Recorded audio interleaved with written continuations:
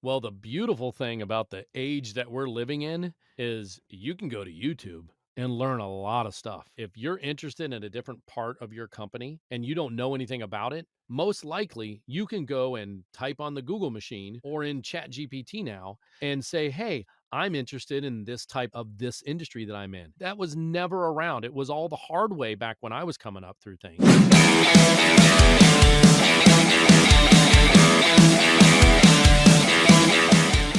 Hey Kyle, welcome to the show. Hi, how's it going? Thanks for having me. Good. Thanks for coming on. No problem. And the reason why I wanted you to come on my podcast is this podcast is about careers, and you've had a diverse career in the medical field, the healthcare field. And the thing is, a lot of professionals, when they're looking to make a career transition, they tend to want to move to a different industry and role at the same time. But you were Yeah, able to reinvent yourself multiple times and build up your skill set and become an expert in your field. And that is could be an avenue that people could take. right. So I just wanted to discuss your career journey and how you've done different things in the same field and how that has helped you stand out compared to other people applying or trying to get into the same field that you are in. Gotcha. Okay. Well, so you just want me to start from the beginning about Yeah, just so yeah, just my tell me, path? just Yeah. tell us, So, yeah, how you got into the medical okay, space. medical space. Okay. Yeah, yeah. Well, like you said, my name's Kyle Goodknight. I'm a full-time paramedic for a municipality here in Central Ohio. Um, I I had I started my medical career as a respiratory therapist. That would have been back in '96 or '97, and did that for about. I still am a respiratory therapist. I don't ever let that go. So I can fall back on it if I have to, or just add it to my busy schedule. Um, but as a respiratory therapist, I went to a community college, got an associate's degree in it. You can also get a bachelor's degree in as respiratory therapy, but I chose the associate's degree, 2-year degree. Got out, started working at the hospital. The funny thing is, the kind of a segue into the rest of my career and it changing. It started the very first day in respiratory therapy class. My teacher had us all, of course, go around and introduce themselves and whatever, just say a little bit about yourself and yada yada yada. About 35 of us in the class, and he got to me and I said, I'm Kyle Goodnight, and I'm you know just whatever I said. And the one thing I remember him saying, because it was so significant, it is still stuck in my head. I don't remember what I said to him, but he goes and looks at me with a dead look in my eye and goes, "You won't be in this career very long." And I said, "Oh, wow, that's not very encouraging. What do you mean?" He's like, "No, no, no, no." He goes, I can already tell you're the type of person who's going to use this career as a stepping stone, if you will, or in addition to something else." And I don't know if that put it in my head early on, or if he just saw something in me that I didn't see in me yet. But that's exactly what I did. As soon as I became a respiratory therapist and graduated, I soon went to another hospital in another state and went down and started exploring that down there. Ended up taking EMS classes down there. With a friend of mine who was my preceptor. He started going to EMS school because he was going to be on the flight team and he needed that EMS basic. And he's like, "Hey, you want to be on the flight team? You could bust this out." I said, "Yeah, let's do it." So I kind of got an early um, interest in being a paramedic, which I am now as well, from that early stage. Uh, Fast forward a few years, came back to Central Ohio, got multiple jobs in hospitals, full time, part time, in the medical field, in the industry that I am with respiratory therapy. You can kind of work a part time job while working a full time job because you work 312, so you have time. So I was young, not married, so I did that kind of stuff. So worked as a respiratory therapist for about 12 years. Loved it. I still love it, but I just choose not to do it now. But what happened was I'm sitting in the ER one day and I work primarily ER and critical care. One of our nurses was like, "Hey, Kyle, I know that you wanted to be a medic. You told us about that. They have a program that you can take your respiratory therapy degree and go and take classes to become a medic and challenge the test." I was like, "Ooh, let's go. Let's do it." So I went and did that, did all the prerequisites, challenged the test, passed the test, and now here I am, a respiratory therapist and a paramedic. Uh, for one whole year, I did both. I did 3 days on at the hospital, and I did every third day a 24-hour shift on a medic. That's how our shifts happen here in Central Ohio. So 24 on the medic, 48 off of the medic, but those 48 hours off of the medic, I'd work 2 12s at the hospital. So I had 1 day off a week. So it was kind of a burnout time. About a year of that. I was like, oh, this is too much. It's just too much. Too much medical all the time is not a good thing for the psyche. So with that being said, I started getting recruited for a paramedic job in a 911 system. That was at a private ambulance, my first paramedic job. So one of the 911 systems here, paramedic only. I didn't have to be a firefighter. A lot of places you have to be both a paramedic and a firefighter. I did not have to be that in this company that I belong to now. And they started recruiting me, asking me to apply. So I did. I got the job there. And then shortly after I got that job, and now let's fast forward. We're 15 years into my career as a respiratory therapist, and now 1 year as a paramedic. Uh, when I got that job, because of my background in respiratory therapy, I was asked to start looking at equipment for certain respiratory therapy products that we could use in the EMS field called CPAP. Back then, CPAP was really new. Everybody knows CPAP now is the sleeping mask that you sleep with if people have sleep apnea. But in our setting, in the emergency setting, we use it you know, for people that have difficulty breathing or any type of CHF type of patient, anybody that is just having struggle breathing but don't need to have the full blown life support on a ventilator. So that CPAP discussion with the manufacturer or the sales department that I was looking into, or they were looking into buy the CPAP from, ended up sparking another thing that went right back to the very beginning of my respiratory therapy career that I wasn't going to be in this field for very long because it was an Ohio company, a very small Ohio company that represented this CPAP device. And one of the discussions, they found out that I was a respiratory therapist while I'm in my paramedic hat. And he said, "Hey, what do you want to do with that? I mean, we need somebody. We just lost a sales rep, and we need somebody like yourself who knows respiratory, who knows EMS, who has the desire to be a sales rep. Do you have any sales experience?" I'm like, "No, I've been trying to bust into the sales side of things for several years." It was one of those, you know, it was one of those double-edged swords where if they didn't want to hire anybody without sales experience, but I couldn't get sales experience because I didn't have sales experience. So it was one of those things where it was hard to achieve. But this company, Nightingale Allen Medical out of Cincinnati, they took a chance on me because of my EMS background, and we had a very strong EMS product line at that time and respiratory line that they felt that my background was going to be the best thing for that territory, and I covered the whole lower half of Ohio. So then I went. So then I had 3 jobs. I was a respiratory therapist part time. I was a full time paramedic, and then I was just hired as a sales rep to cover the southern half of all of Ohio.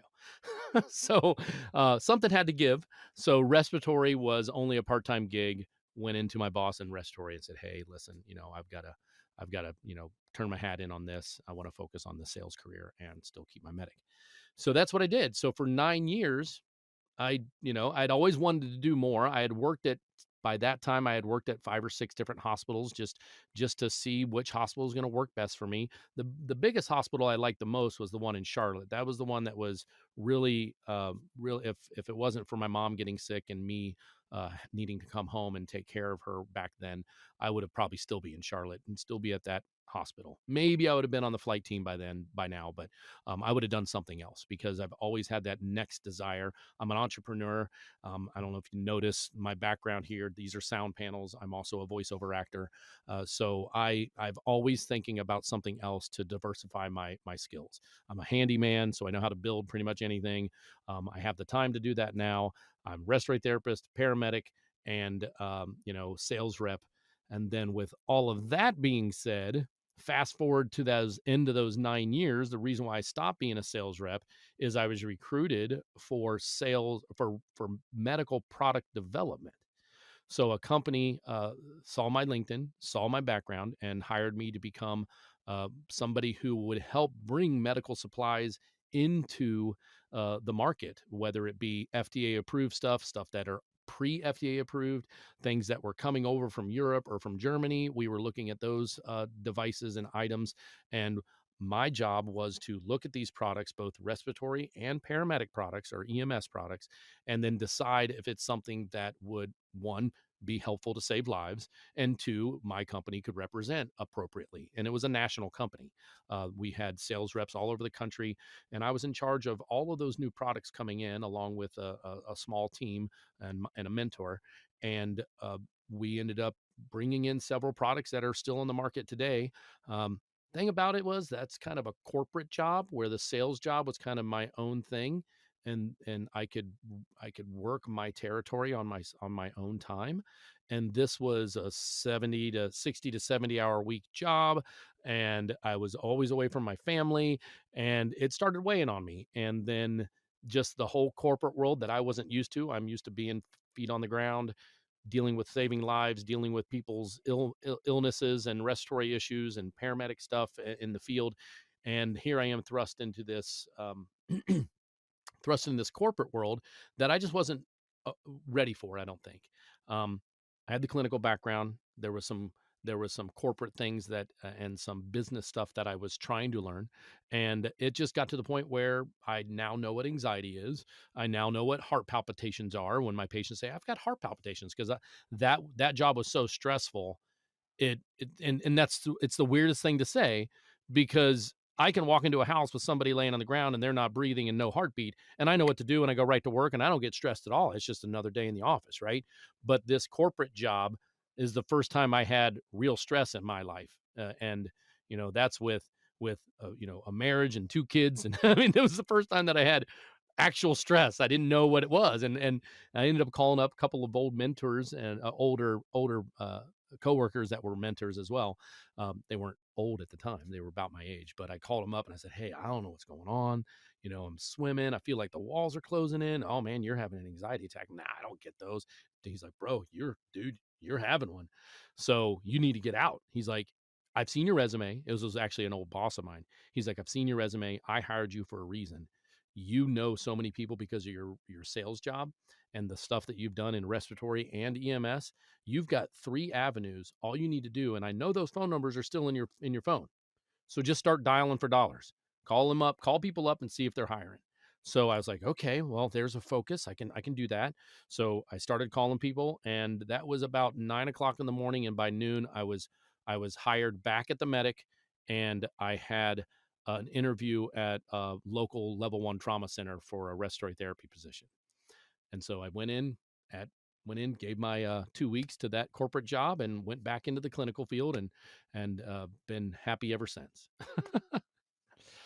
What a story, and thanks for sharing that, giving us the I know it's a little long cold winded. I'm sorry. for It's a giving us the cold notes for your story, right? But let's start from the beginning in terms of like respiratory therapy. That's how you got right, into the medical space, right? right. That's a Yes, very niche role. Like a lot of it is. It young is. professionals that I speak to, they don't really like go to that like avenue, right? Like it's Right. very like a general. I want to get the marketing. I want to get into accounting or finance. But Yeah. you said, I'm assuming you didn't say yourself, I want to get into respiratory therapy, right? There's got to be something that made you want to get into that specific niche in the medical space. So Well, can you walk us through so that? yeah, so that's even it's not very impressive. I was at the Ohio State University going to college, and I'm in my third year, and I don't have a major yet. And so my advisor says, "Go sit behind this computer and take a test." I'm like, "Oh man, I don't want to take a test to find out what I want to do for my life." He's like, "Nope, it's not a test. It's just a bunch of questions. Just answer the questions as honestly as you can. There'll be all kinds of weird questions. They're not like they're right or wrong. They're just choices, and it's going to whittle down things that you could be interested in." So I don't remember the specific name of that program or the test it was. We're calling it a test. It was more of a choice system. And one of the things on the list that it spit out when I was done was some of the medical stuff. And one of them was respiratory therapist. And I was like, I don't know what that is. So I looked into it. I had no clue what it was. Zero. And at that time in my life, I had not dealt with a sick mother yet, which I did later on in life. I had never had anybody in my life that has had asthma. I didn't have asthma. I had no clue what this was. But I looked it up and it kind of seemed interesting. And so Ohio State had a program. I applied. They only accepted 15 per year. And because I was just kind of breezing through the first 3 years, not knowing what to do, I didn't keep my grades to the point that they needed. But at the same time, our community college just down the road also offered a program, and they accepted more than double the amount of people that Ohio State accepted. Now, Ohio State is a bachelor's degree, and Columbus State was an associate's degree.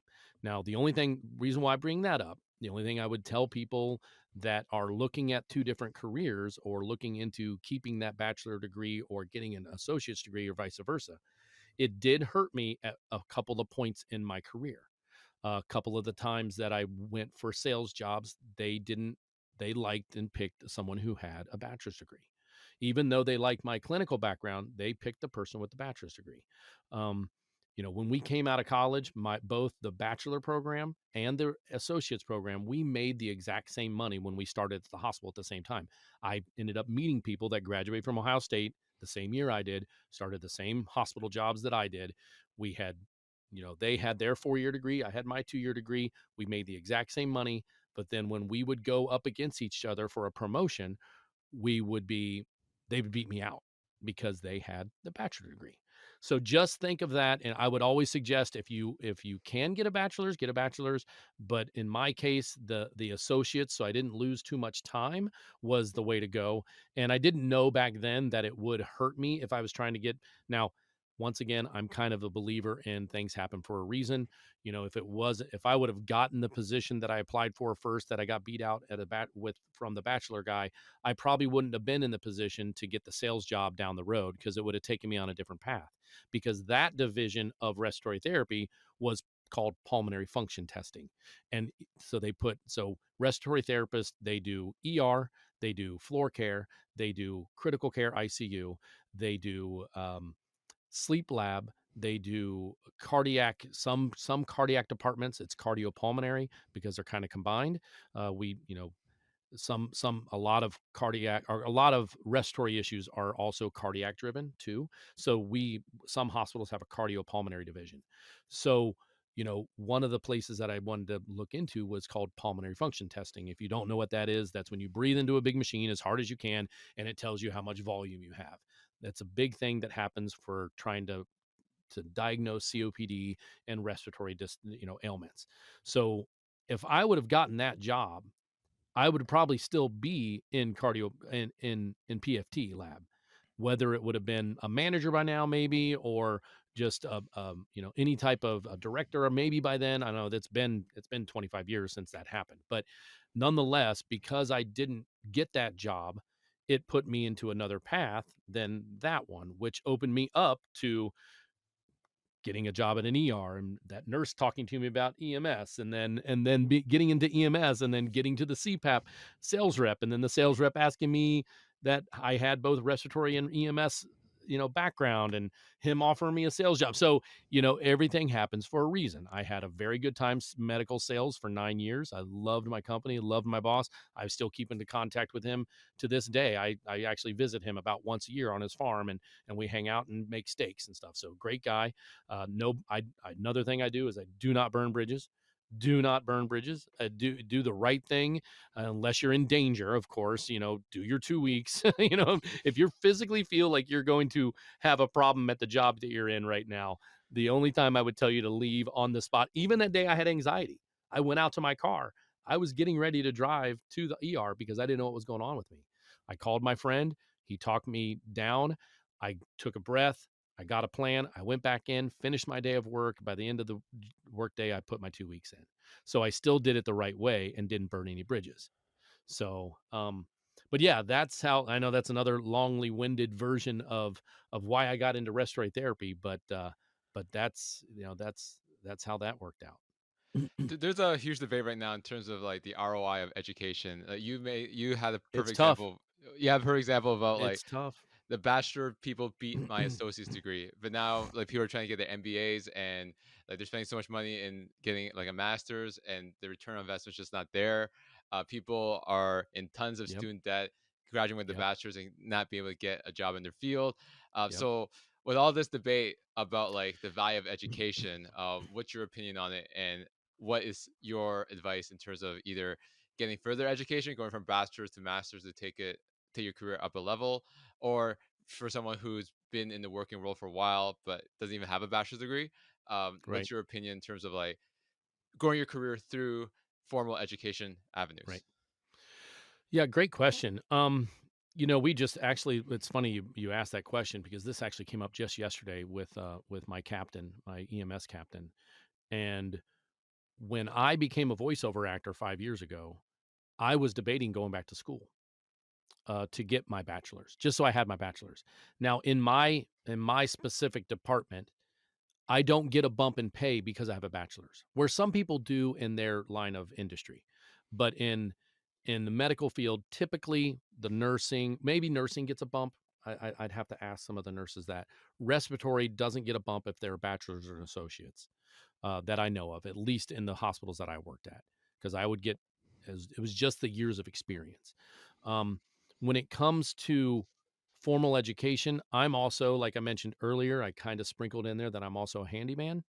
So a handyman right now, those jobs that are skilled with your hands, and you can do electricity or plumbing or build something and create it in your head and then build it for a client, that's extremely lucrative.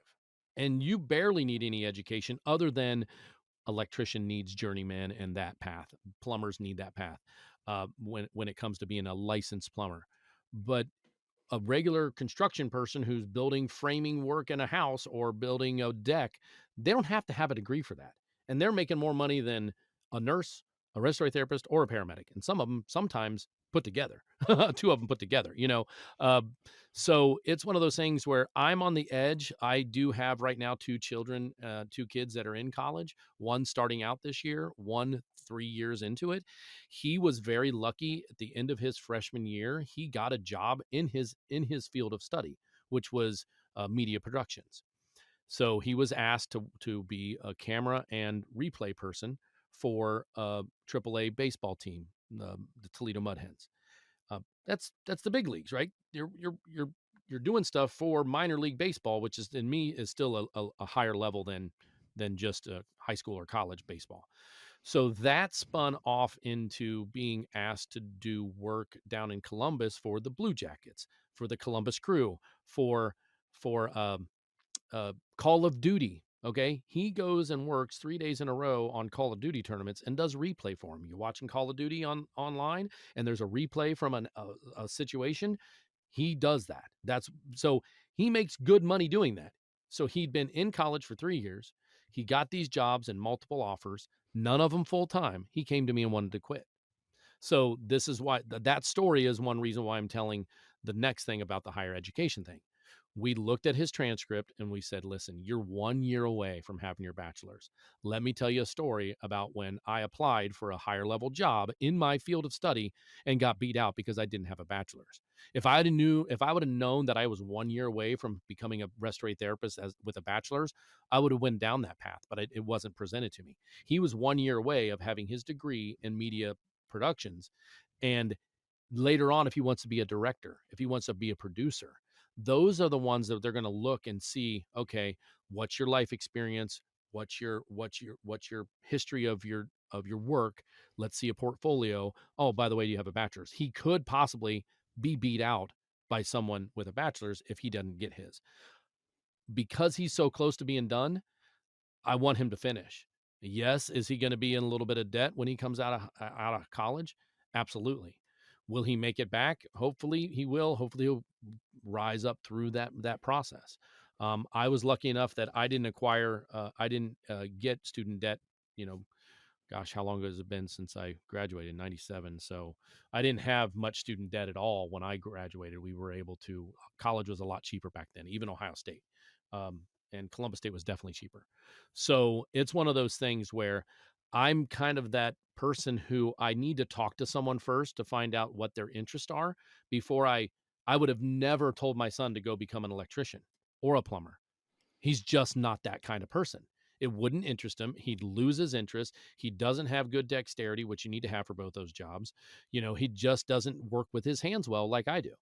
And uh, I can do those jobs, but I never was formally trained. He just wouldn't be good at that. So he kind of needed to go into the college realm to be able to get these. And one point in time, he told me, "I don't even know why I went to college, Dad. I can go do this job full time now." I'm like, "Time out. You got offered those jobs because you were in the college you were in. If you weren't in those classrooms and that person didn't come up to you and say, 'Hey, we need help at the Mud Hens. Do you want an interview?'" Because it was a friend of his that was in a class that came up to him and said, "Hey." So I said, "You've got to keep everything in perspective." So what I'd tell people looking into that is you have to dive deeper than just school, no school, trade, no trade. It's really, what do you have passion to do? If you have passion to do any of that and it takes a little bit of a higher education, then by all means, you're going to be passionate. You're going to succeed. You're going to have that piece of paper. But if you're not passionate, there's many other things that you can get passionate about and still make money. Speaking of school or no school, it's not just about getting the degree. Like one of the big aspects of school that I wish I did more of was the networking portion, right? That you talked about that your son was in school and he was able to Yep. get these contacts to get Yep. that gig, right? So Yep. it's not just about school or no school. There's a networking component that Yep. a lot of university college students are not really taking advantage of, right? They're just focusing on the work, but they're They're not not. building the relationships, right? And another thing is like a lot of students, they're not building relationships with their professors, and these professors know contacts in the corporate world that could Right. refer them to opportunities, which I didn't do either, right? Again, I Absolutely. was more about like just getting my degree and getting out without any, and then Yeah. applying to jobs cold, which I shouldn't have done. Just do. Yeah. I should have like built up my network a bit more and make my transition from education into corporate a lot easier. Right. And it's funny you say that because that was another huge, huge aspect of my son's guidance that I gave him. You know, back when we were back when I first started in the medical industry, we I didn't have a cell phone in the beginning. I definitely didn't have a smartphone that was a miniature computer in my hand that took me away from, all the things that I was involved in. So I remember going to networking events with and handing cards out, back in because I'm also, if you haven't noticed, I'm kind of an entrepreneur as well but a medical background entrepreneur. So I've created a few different companies in my time. The voiceover one's the one that is a pretty good solid one for me now that I have steady work in and I can do it around my busy schedule.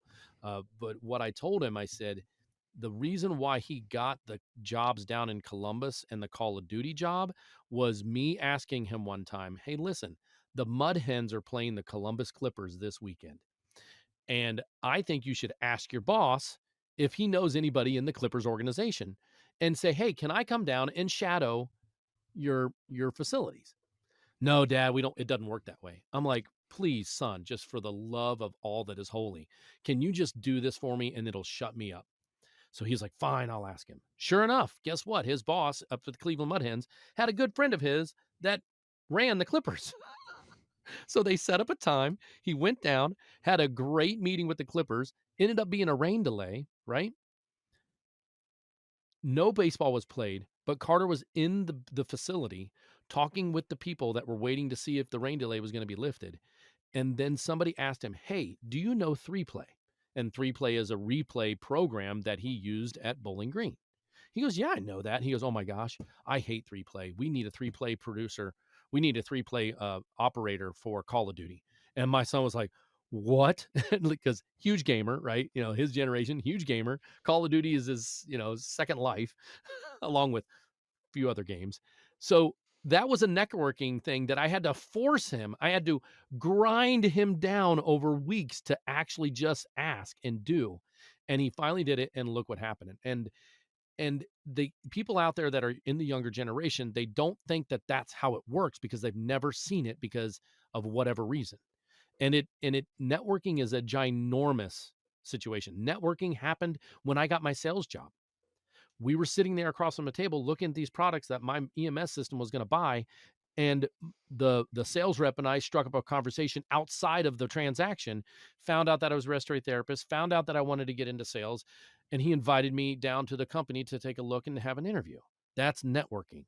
It's you don't get what you don't ask for, right? You and be careful what you ask for because you just may get it. So it's a fine line there.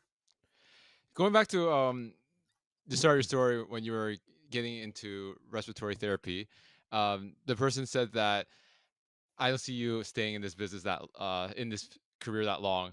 What was the traits that made him say that compared to him I evaluating other? never I Yeah, never followed up with him on that. I only assume because I'm type A, extroverted, don't know too many strangers.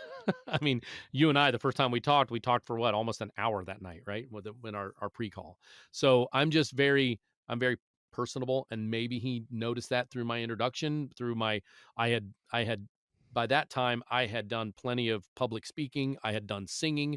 I had sung in public. I had sung at, a baseball game, the national anthem. By that time when that all happened, I had some confidence that was inherent in me, I think.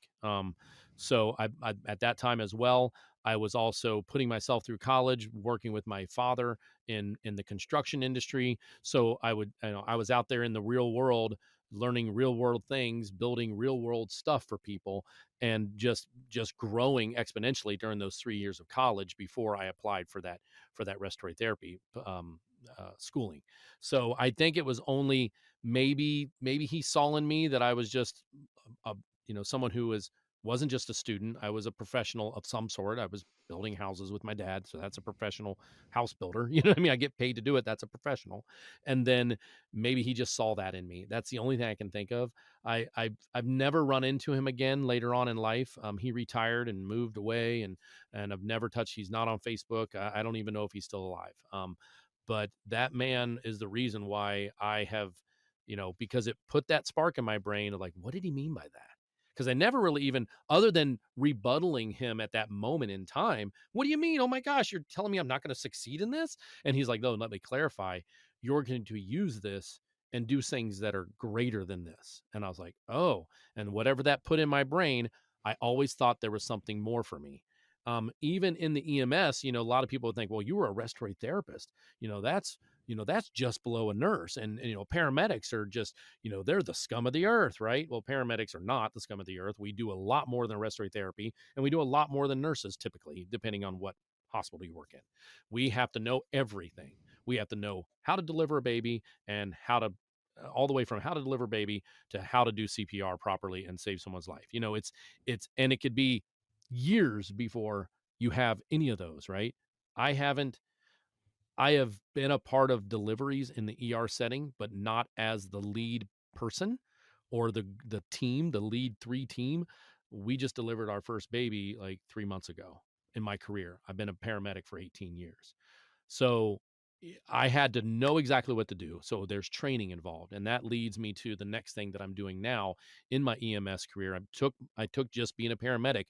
Our department decided to do some form of different type of training, and they put together a team that develops training modules to take to our entire group on a monthly basis, and we train them whatever we need to train them on. So I took my background of the respiratory therapy, the paramedic, the things that I've learned throughout the career, and now I help a team develop education that we bring to our department and actually to other outlying departments. I've gone to other counties and trained them on certain things. I've gone to national conventions and learned how to do training specifically for EMS.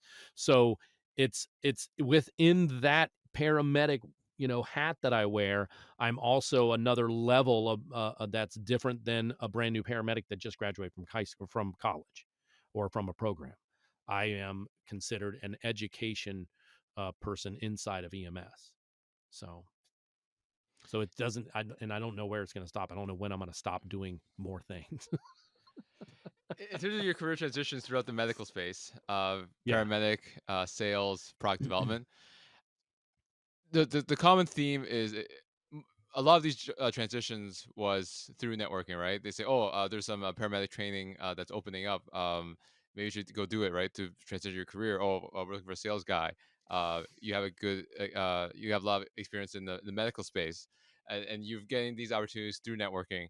But and the common theme that seen is that you kept saying yes to all these opportunities that were given you. You never said no unless there were some no rejections that you haven't Oh, mentioned. there were some things I said no to, but Okay. they were my choice, not a not a have to choice. I was actually when I right after I became a paramedic, I was working in my first paramedic job, and one of the people I was working with was like, "Oh my gosh, you're a respiratory therapist. My girlfriend lives in Florida, and she's a respiratory therapist and a paramedic, and she takes fixed wing flights all over the world. I think you'd be good at that. Do you want to know anything about it?" I'm like, yeah, because he's like, they're hiring. I'm like, okay, yeah. So that company flew me down to Florida. They hired me in the first 20 minutes of my interview. They took me on a flight. They ended up having a, a call where we had to fly to another part of the country and pick up a patient and bring him back to another part of the country. And they're like, "You're here for 3 days. Do you want to go on it?" And I'm like, "Yeah." They're like, "Pack your small bag and get in the plane in 2 hours." I'm like, "Okay." So I did that. Jonesing, happy. This is awesome. I love this. This is what I want to do. I had a brand new baby at home and 2 years into my marriage. Came home and said, "Honey, they hired me, but I have to give them a decision in the next, 5 days. This is what my schedule would be." She's like, "Okay, what's that?" I said, "It's 7 days on and 7 days off. And on in between those, I have to drive to and back and forth from Ohio to Maryland, or we can move to Maryland." And she's like, "Well, that's not going to happen because my parents are here and we're going to raise our child around my parents." And I'm like, "I totally agree. This schedule's not going to work." And I had to say no. And now I have zero needs or wants to be on a fixed wing or helicopter anymore. It is weird because that was only thing that's the reason why I got into EMS, so I could be on a helicopter. And now I don't care. Yeah, priorities change as you get older, right? Right? Right? So how And do you now's like decide? the Yeah, go ahead. no, that was like the perfect time to do it. I'm an empty nester, but I'm like, nope, I don't want to. So how do you decide between saying yes to opportunity and no to opportunity? Some people go too far and say yes to everything, and then they get burnt out. Sometimes they say too no. They say they reject everything, and then they're not growing, and then they end up being miserable. So what's the good balance between like what's the right opportunity for you and what's the wrong opportunity? And it's all about in my opinion, it's all about weighing your options.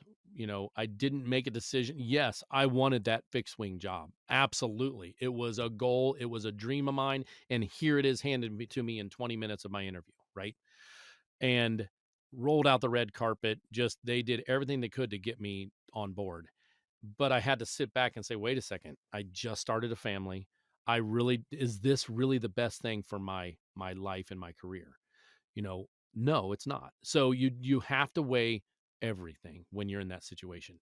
The good news about jobs is they're not they're not an emergency run, where I have to make decisions in a split second to save someone's life. The jobs that you look for or you go out and you try to get, even the the medical development job, the product development job, that was like a 4-week process. You know what I mean? So it wasn't instantaneous. There was a lot of long discussions about leaving sales and leaving EMS to go and only do one job. I'm proud to say that I'm diversified in my careers. So I don't get those weird feelings of, "Oh, if I'm laid off tomorrow, what am I going to do?" You know, I have family members that are only in the corporate world. They only know one thing. Let's say they know how to program a computer. Well, no, a lot of programmers right now, so those jobs are good. But if they're not, if for some reason graphics designers go on the fritz and they're saying, "Nope, AI can do it now. We don't need you." What are they going to do? They have only one career path. So to diversify while you're inside of that, to make yourself, you know, uh, appealing to multiple parts of your industry, and there's a lot of different parts in every industry, is not a bad thing. And I would suggest everybody to at least, every couple of years go get an interview. That's another thing I did. I would never decline an interview. The first time I started declining interviews was probably in the last 5 years. Maybe 5 to 6 years I've declined interviews now. I get recruitment calls weekly for becoming a respiratory therapist someplace else in the country, travel jobs.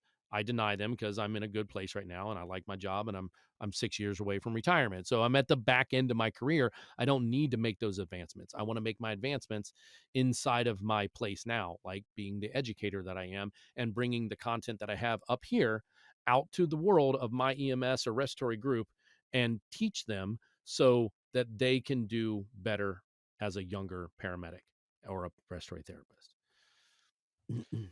The one thing you mentioned about like how your priorities change, like when I was young, I wanted to like work for the sports teams in Toronto, right? Like the big ones. Oh yeah. Yeah, I'd be Oh, like that's like right. I forgot you're yeah, a Toronto Maple yeah, I'm Leaf trying. fan. Yeah, so like now that I'm older, I wouldn't want that job, right? Because I'm in Right. marketing, so if I did like social media management, their games are at night, right? So that means I have to work at night. Work at night. I might have to attend a lot of the home games, so my Yeah. schedule's all over the place. And Yep. now as I'm older, I'd rather not do that. Like I don't mind going to a game every so often, but Right. revolving it around my lifestyle, like that's probably not what I want to do right now, based off my age, right? So Right. like a young person, it's good the first couple of years, but then as you get Yep. older, priorities change. Yeah. Family, your own like social life, it might Yep. not be the right opportunity at that point, right? Right. And just to kind of, I mentioned I had two kids and I have a daughter who just graduated from high school. And her senior year in high school, she's in a program called pharmacology tech, right? So that prepared her to take a pharmacy licensure test for the national pharmacy licensure test. So she's a licensed pharmacy tech, like I'm a licensed respiratory therapist. Um, she had a choice to go to Ohio State for nursing or Tampa for nursing. And one of the things I told her, I said, "You've done your internship at Ohio State. You can get a job at Ohio State and have a good part-time job, which is actually not a bad full-time job if for whatever reason nursing doesn't work out for you. You get into it and you don't like it. You've already got one backup plan already." And she's 18 years old. And I mentioned to her, I said it's no different than me being a respiratory therapist and then becoming a paramedic or vice versa. Because I also know people that were a paramedic first and now they're a respiratory therapist or a nurse, and they have some diversity and they have some choices, but it's still in the medical field. Now, one thing I will suggest, if there's medical people that are listening to this, and the one thing I'm really concentrate on lately in my next passion project is the mental health of the first responder. I had a blindsided situation to me happen. I had no idea it was this certain call was going to affect me the way it did, and I went to a very dark place. I have seen lots of death, both elderly, children. I have had many weird things that I've seen on scene or in the ER, just crazy stuff, just like in the movies and just like in the TV shows. Yes, we do see some crazy stuff. Those never really affected me, but they did.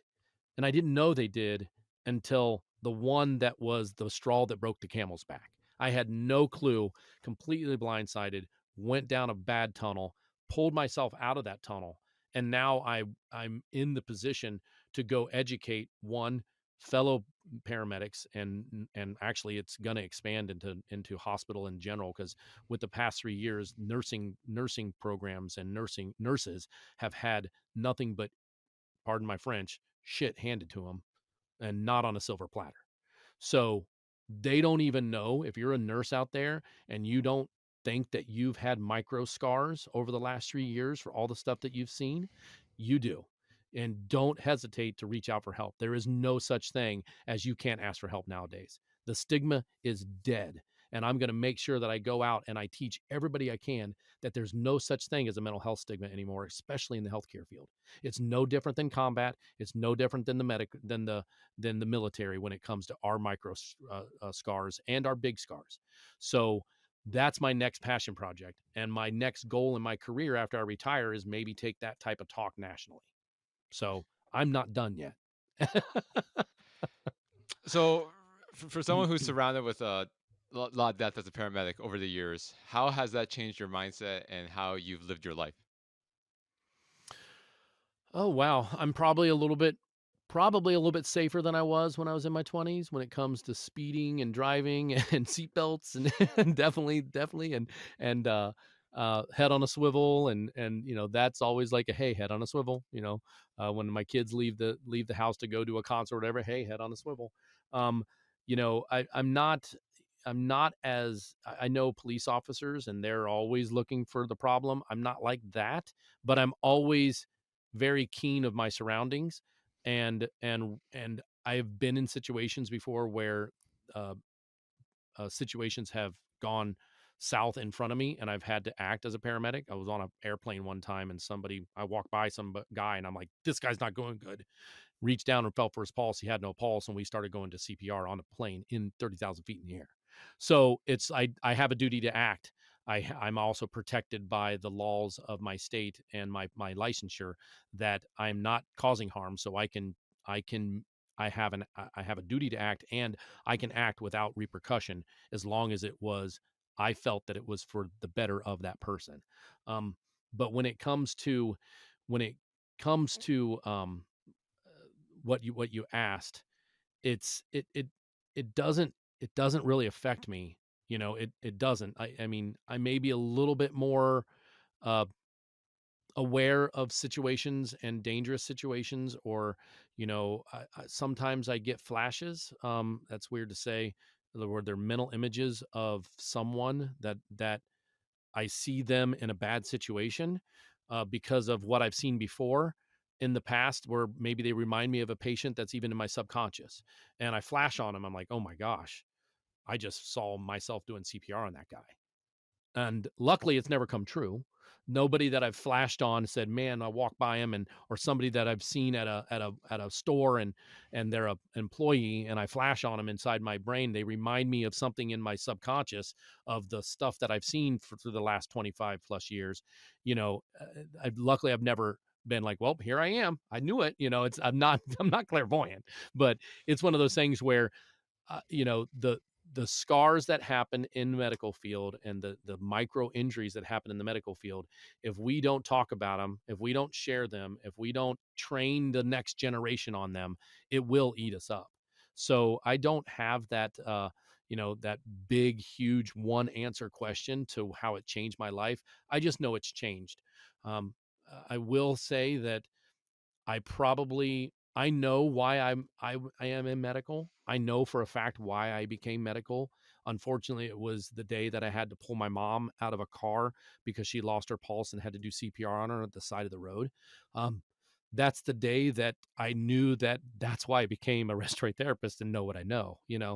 Um, so when it comes to why I do what I do and why I want to expand and what I expand, it's because I've been put on this earth for a purpose, and I'm really good at it, and it needs to be passed on to the next person.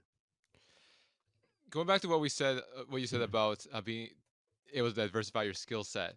For example, like uh, one of the common themes that l- young professionals perceive in terms of moving up the corporate ladder is that it is a ladder. It's going vertically up.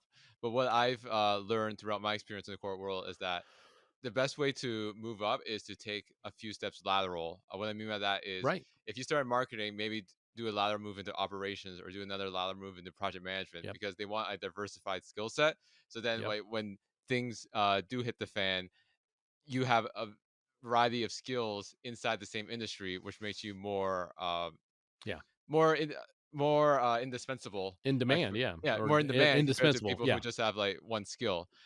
Right. So my question to you now is how can people get additional skill sets in the same industry when they're being pigeonholed in their current role where they're not giving them a lot of opportunities to do different things because they've been Right. hired to do a specific thing and the current company's not letting them do like other things in the industry to help grow their skill set. Mm. Well, the beautiful thing about the age that we're living in is you can go to YouTube and learn a lot of stuff. You can go and if you're interested in a different part of your company and you don't know anything about it, most likely you can go and type on the Google machine or in Chat GPT now and say, "Hey, I'm interested in this type of part of this industry that I'm in." And you could get courses and classes and videos, and you can that was never around. It was all the hard way back when I was coming up through things. To become a paramedic, I couldn't just go and like at that time internet was still pretty new when it came to like the I think YouTube was around, but it wasn't like it is now. There was no there was no medical channels that talk to you about respiratory ailments and stuff like that you could learn and see maybe some pictures and videos of things that you would see and decide if that's going to be for you. That wasn't as prevalent as it is now. So just know that right now is the best time in the world to ever live when it comes to wanting to learn something else. I have always been told that I've had a good radio voice. Everybody's like, "Hey, you sound like you should be on the radio talking to him on the phone or whatever." For one day, I decided to look into voiceover acting. How does that work? Found a free seminar, watched it for an hour, got a spark to start learning more about it, and interviewed 10 different coaches and decided to go ahead and invest in that instead of going back to college at 4 times the amount, right, of investment. And I just let your listeners know that just because your company won't let you do it doesn't mean that you can't not learn about it. So if the opportunity ever does strike, hey, a year later you put that seed in your boss, and a year later it's like, hey, you know what? Um, John just left, and you were interested in John's position. You still have any interest in that? Oh yeah, yeah. And I've been doing this and this and this for the last year. Oh well, wait a second. You're more qualified than I thought because you did this on your own. Don't hesitate to take on something. Don't wait for someone to tell you what to do. Do it for yourself. Do it for yourself and your own growth. Yeah, 100%. Like a lot of people are waiting for like the promotions or things to get handed to them, right? But you gotta be proactive. If they're not giving you opportunities, like learn about it Yep. on your own time. And obviously you also gotta promote and sell yourself. Like Yeah. you have Oh, conversations with 100%. coworkers, like other team members, just talk about what you've been doing, and then eventually say, "Oh, I heard like Kyle's been like learning about this stuff, right? Maybe since this person left, maybe you Yep. should interview him to see if they're interested in this opportunity, right?" Yep. Exactly. I mean, I was asked several times in my career, friends, people that know me, my personality, I have been asked, I told you that I got recruited all the time, right? I got asked to be a insurance salesman. I got asked to go learn how to do real estate. You'd be a great real estate agent, Kyle. I'm like, yeah, I know that would be really fun to do. It'd make a lot of money. And then 2008 hit, and then they weren't making nothing. And now we're back to one or two transactions every 6 months for these real estate agents. Don't get me wrong, they had a heyday in the last couple of years, and they're still going to be doing good when they get their sales. But I didn't have the passion. I had no interest in it, no interest in selling insurance. Uh, Back when I did leave the medical field for a little bit right before 9/11. I needed to get sales experience because I kept on getting turned down by sales reps or sales companies saying you don't have medical or sales experience. So I was like, okay, well I'm going to go get sales experience. I can't go get medical sales experience, so I'm just going to go out there and ask people that I know what kind of sales positions they know.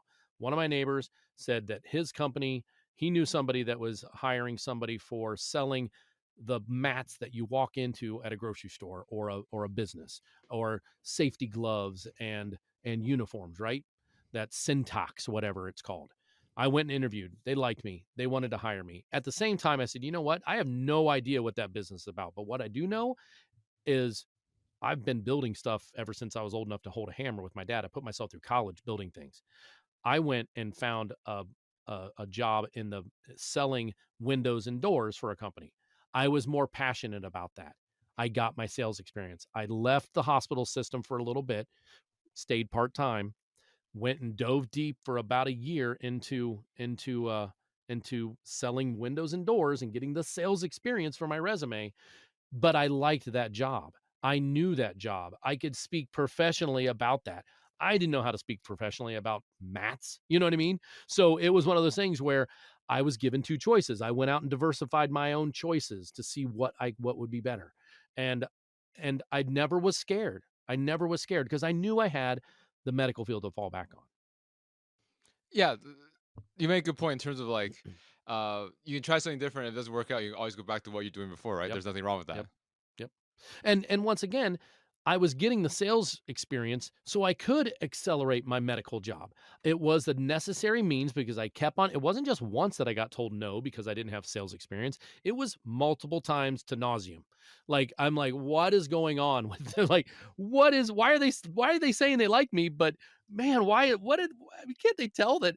I'm like, and I even tried to spin it one time, like, I have to sell to doctors that I want to do something different than they think about this patient who's in respiratory distress. And I've got all the whistles and bells to fix them.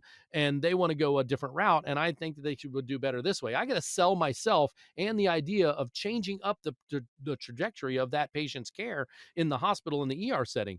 And they were, yeah, that's not same as sales. I'm like, it is so sales.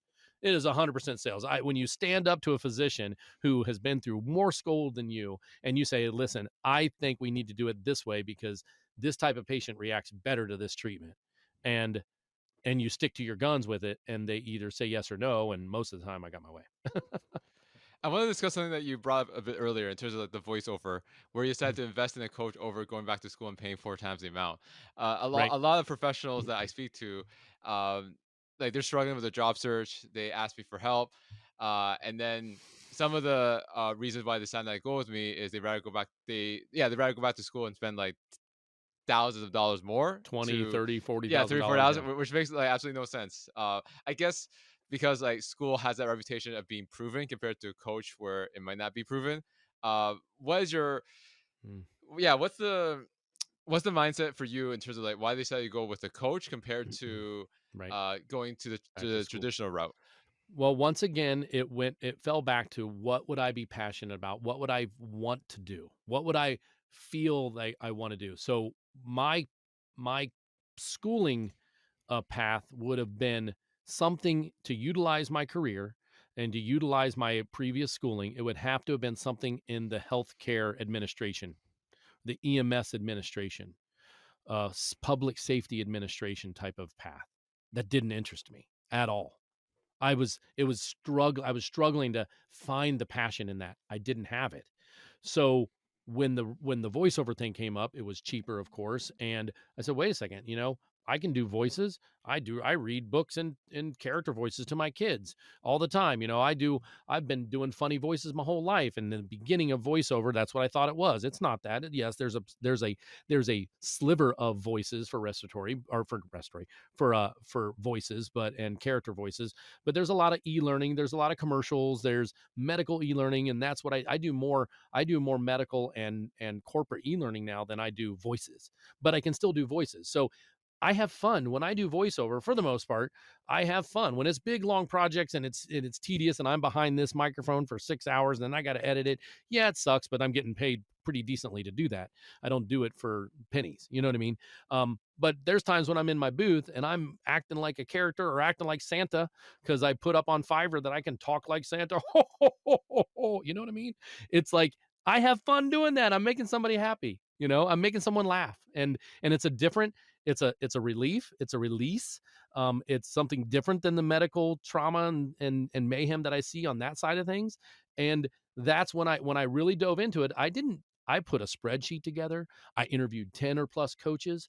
I knew that with a name like mine, with a name like Goodnight, which I have had people walk up to me 25 years after meeting me and remember who I was because of my last name.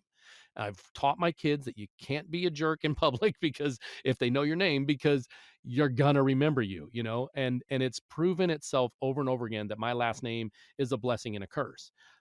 Kyle Goodnight. Goodnight is something you say to your loved ones pretty much on a daily basis, right? If you live with them and you're saying goodnight to them. So and I'm the only Kyle Goodnight in the world that I've found spelled the way I spell it. I put a K in the middle of my name. That's a good knight in shining armor. So the only other Kyle Goodnight I've ever met with the NIGHT, he's on Facebook and we're actually friends and we spoke a few times. So, What's the origin of your last name? Like, where's it from? Is it like Irish? Is oh it wow, wow, oh my gosh, we're right at an hour, aren't we? So everybody would think that it's British, right? It is not. So my dad calls me up when my son was in 5th grade and we had to do a project on our last name. And I called up my dad. I'm like, let's call him my dad. So we called my dad and he's like, oh, you sitting down, Kyle.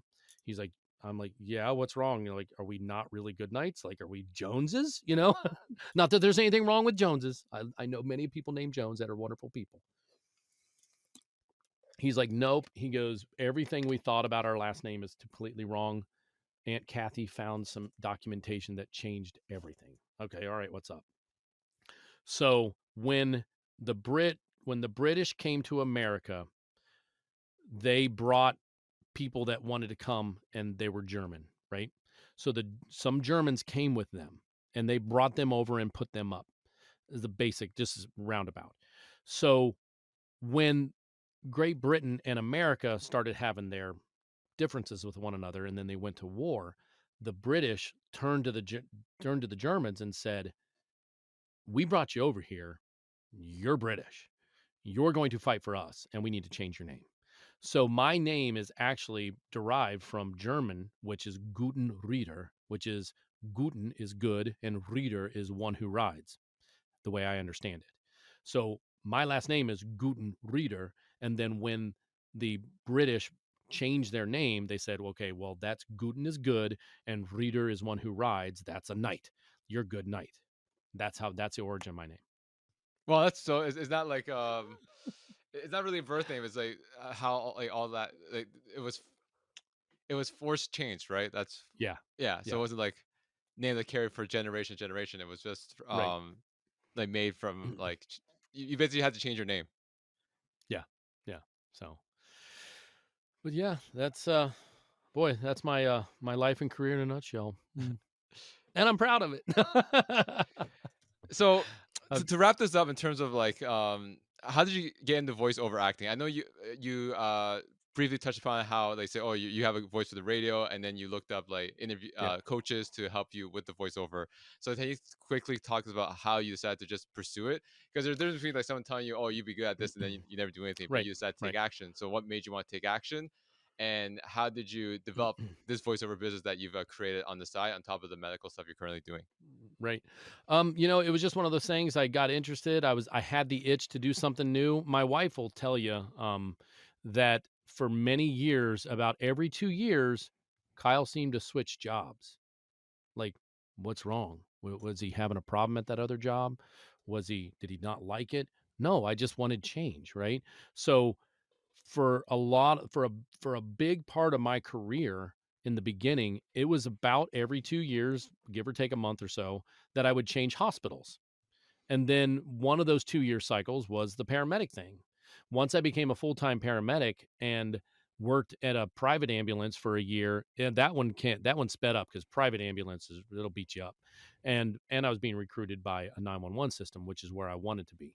And that was probably the longest time that I didn't, but I still wanted to do other things. I got into sales, and in that first 2 years of being EMS, I got into sales. When I was in sales and did EMS, that 9 years was probably the longest time that I wasn't jonesing for something else or looking for something else, because I was satisfied monetarily. I was happy, taking care of my family, raising a family, and doing all the stuff I do when you raise a family. So it didn't need to change. It was not good to change every 2 years like it was previously. So when it came to but that time when I decided to become a voiceover actor, I hadn't done anything new. I'd been back on the medic after that corporate job. I didn't want to go back into sales. That's something I don't want to go back into sales now. I feel like I've spent my time. Um, I've not been approached with a heavy, high hitting sales number yet. If someone wants to hire me to go sell ventilators for $1 million a year, maybe I'll look at it a little bit harder, but that's not my goal right now. My goal right now is I'm on the end of my career. I want to retire. I want to be able to go and travel with my family and my wife. And I don't have those career aspirations that I used to.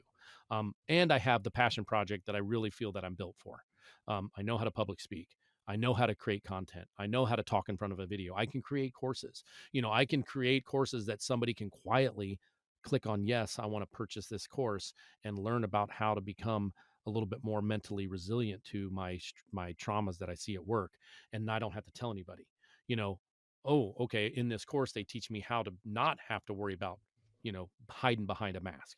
So it's one of those things where when I became a voiceover, I decided that I wanted something new. I was looking at the time into going back to school to get my degree in EMS or healthcare administration, and it just was not a passion for me.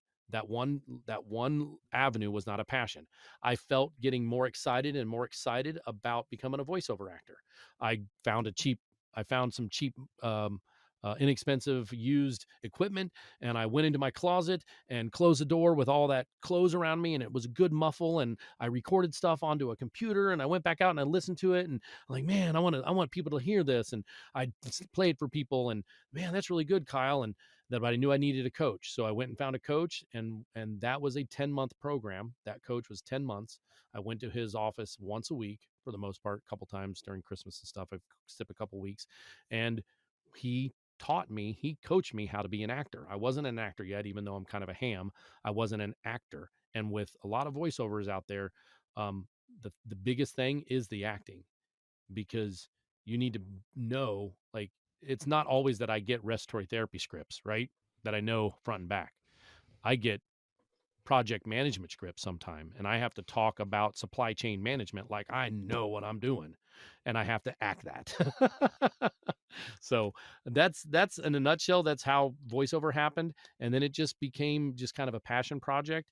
I'm sitting in I built all of these sound panels. I built my booth that's to my left of me. You can't see, this is kind of my work area. I've got good equipment, but that also led me, being a voiceover led me to podcasts, producing them, being on them, and led me to you to be on your podcast today. So it's just one big happy cohesive flow in my life. So to wrap up our conversation, Kyle, if there's a listener out there right now, in a career rut, don't know what to do in terms of the next move, what is your Mhm. advice throughout your career in the medical field, voiceover, acting, Mhm. all that good stuff? What is the one piece of advice that you want them to take that they can action Right. after So listening? dive deep into your soul and find out what you could be passionate about, right? Um don't hesitate to try something new, because I'm a firm believer that there's no such word as failure. There's only life lessons, right? So if I tried something and I failed at it, okay, in my opinion, there was a bit of corporate sabotage in that medical development company, but I didn't look at it as a failure. In the beginning, there was like, oh man, how did I not succeed at this? I can accomplish anything I put my mind to it. Well, that's my problem.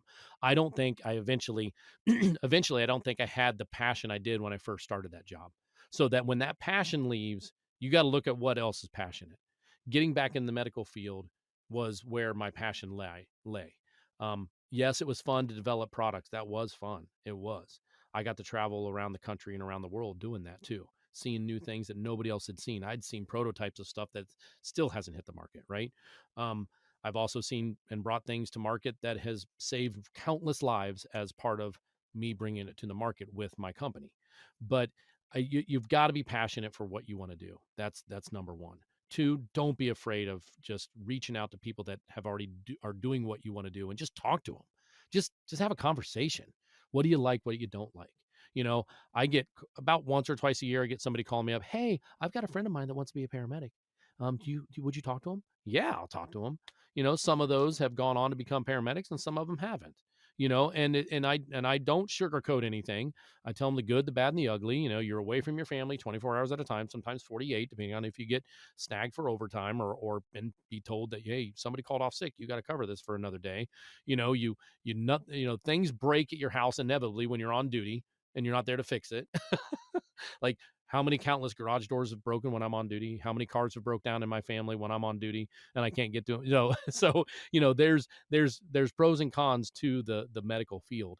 Um, Dealing with life and death, but also the pro is knowing how to save a life. I have full confidence that yes, everybody's like, oh my gosh, how do you do it? How do you be a paramedic? I don't think I could do that. Well, first of all, 99.99999 times out of 10, I didn't cause the injury. Yes, I know sometimes paramedics crash and stuff like that, but I didn't cause this emergency for that person.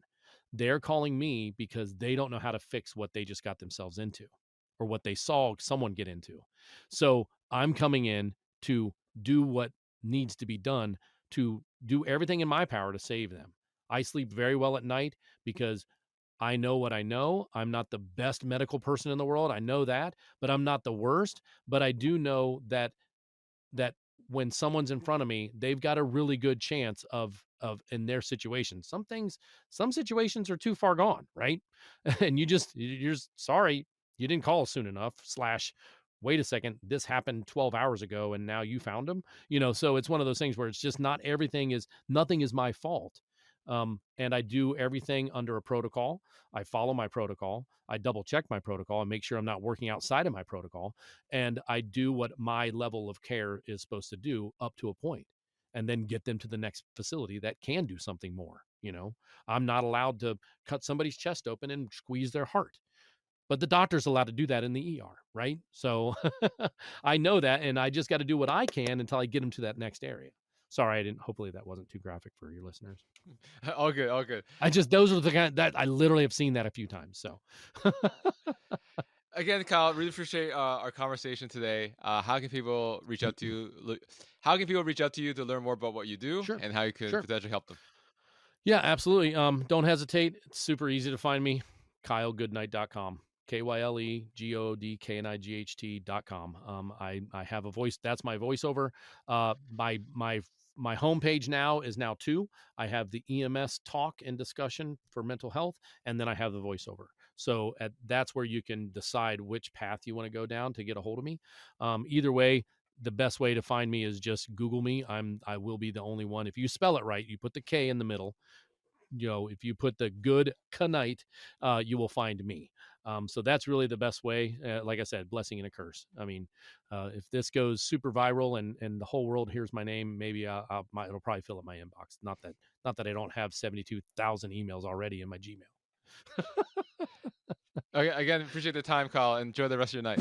Thank you so much for watching. For more content on careers, job search, and self-improvement, make sure to hit that subscribe button.